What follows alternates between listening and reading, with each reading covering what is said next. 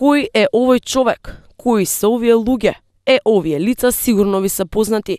Овие не знаат што ќе јадат денес, а овие ни ја водат државата.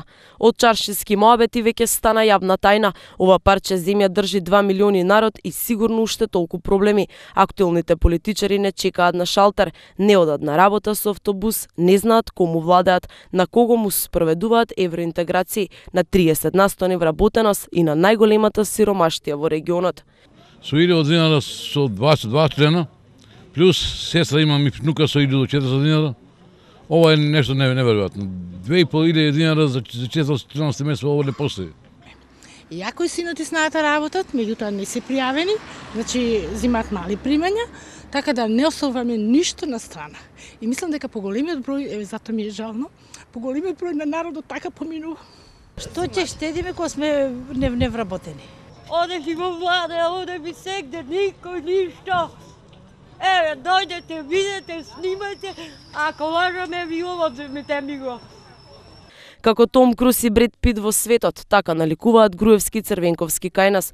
Кој не слушнал за нив, од 7 до 77 сите ги интересира политика. Помладите бараат начин за вработување, а постарите и немаат голем избор, по 3 пара вести на 10 телевизии.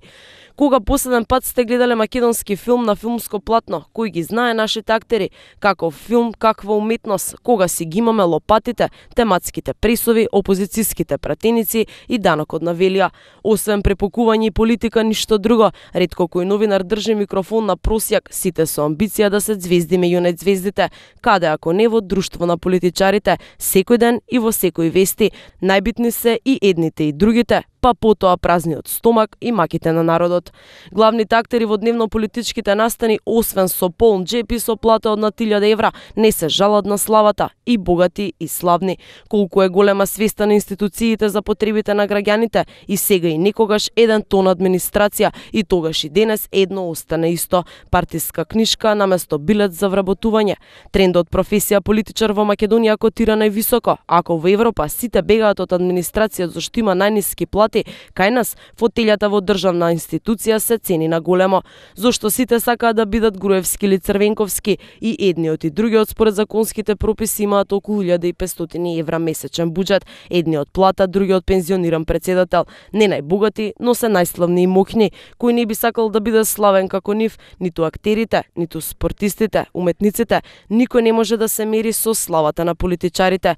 Овие лебот го наоѓаат во отпад, и тие се македонци. Наспроти нив, овие министри и пратеници лебот го купуваат со 1200 евра плата, само што вторите решаваат државнички работи, работат за гладните да не останат гладни.